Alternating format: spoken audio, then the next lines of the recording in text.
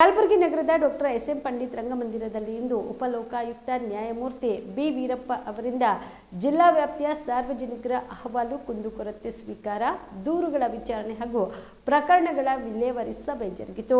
ವೇದಿಕೆಯಲ್ಲಿ ಜಿಲ್ಲಾಧಿಕಾರಿ ಬಿ. ಫೌಜಿಯಾ ತನರುಂ, ADC Rayappa Hunasgi, SP Aduru Srinivasulu, police ಆಯುಕ್ತರಾದ ಡಾಕ್ಟರ್ ಶರಣಪ್ಪ ಎಸ್ಡಿ, ಜಿಲ್ಲಾ ಪಂಚಾಯತ್ ಸಿಒ ಬನ್ವರ್ ಸಿಂಗ್ ಮೀನಾ, ಪಾಲಿಕೆ ಆಯುಕ್ತ ಭುವನೇಶ್ ಪಾಟೀಲ್ ಸೇರಿದಂತೆ ನ್ಯಾಯಮೂರ್ತಿಗಳು ಮತ್ತು ಲೋಕಾಯುಕ್ತ ಅಧಿಕಾರಿಗಳು ಇದ್ದರು. ಆದರೆ 130 ಕೋಟಿ ಜನ ಕಷ್ಟ. ಆದರೂ ನಾವು 5ನೇ ರಾಷ್ಟ್ರ ಪ್ರಪಂಚದಲ್ಲೇ ಹೆಸರು ಖ್ಯಾತಿಯಾದಂಥ ಭಾರತ ಆ 10 ಕೋಟಿ ಜನ ಅಂದರೆ 100ಕ್ಕೆ ಒಂದು 10 ಜನ ಒಳ್ಳೆಯವರಿದ್ದಾರೆ. ಅದಕ್ಕೆ ಇನ್ನ ಮಳೆ ಗಾಳಿ ಬರ್ತಾ ಇದೆ. 130 ಕೋಟಿ ಜನ ಈ 10 ಕೋಟಿ ಜನರಿಂದ ಬದುಕ್ತಾ ಇದ್ದೀವಿ ನಾವು. 100ಕ್ಕೆ 10 ಜನ ಒಳ್ಳೆಯವರಿದ್ದಾರೆ. ಎಲ್ಲ ಅಧಿಕಾರಿಗಳು ಕೆಟ್ಟವ್ರು ನಾನು ಹೇಳೋದಿಲ್ಲ, ಹಂಗೆ ಎಲ್ಲ ಜನಗಳು ಒಳ್ಳೆಯವರು ನಾನು ಹೇಳೋದಿಲ್ಲ. ಎಲ್ಲ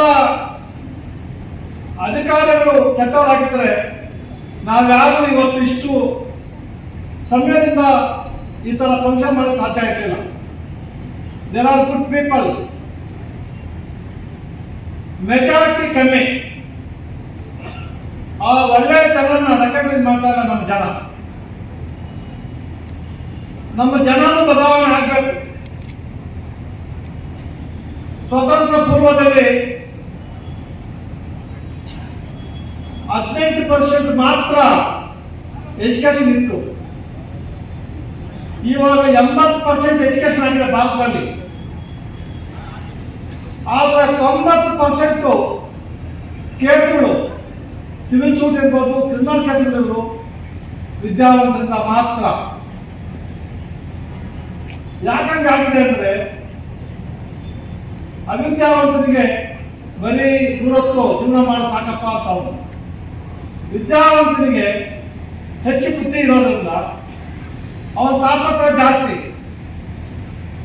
ಮಂಗತಿಮ್ಮನ ಕಗ್ಗದಲ್ಲಿ ದಿವ್ಯಕ್ಕೆ ಇನ್ನೊಬ್ಬರು ಹೇಳ್ತಾರೆ, ಈ ದೇಶ ಮುಂದೊಂದು ದಿವಸ ಅಧೋಗತಿ ಹೋಗ್ಬೇಕಾದ್ರೆ ಅವಿದ್ಯಾವಂತರಿಂದ ಅಲ್ಲ, ವಿದ್ಯಾವಂತ ಮೋಸಗಾರರಿಂದ ಅಂತ. ಎಜುಕೇಟೆಡ್ ಚೀಟರ್ಸ್ ಅಂತ.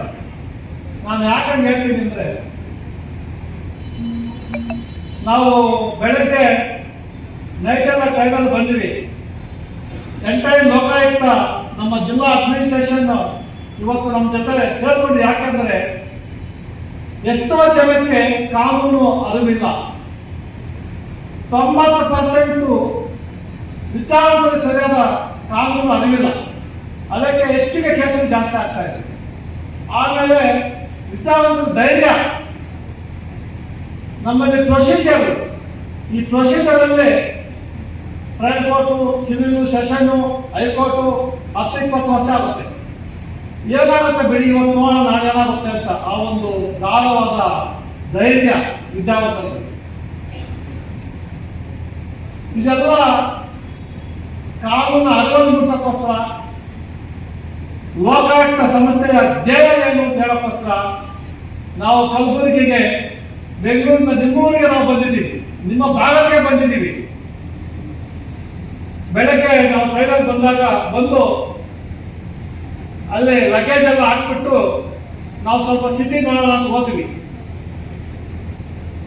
ಎಲ್ಲೆಲ್ಲೂ ಗಾರ್ಬೇಜ್, ಹಂದಿಗಳು ಮನೆಗಳ ಮುಂದೆ, ದನಗಳು ರೋಡಲ್ಲೇ, ಎನ್ಕ್ರೋಚ್ಮೆಂಟ್ ರೋಡಲ್ಲೇ, ಕಲ್ಲುಗಳು ಎಲ್ಲ ಒಂದು ಕಡೆ.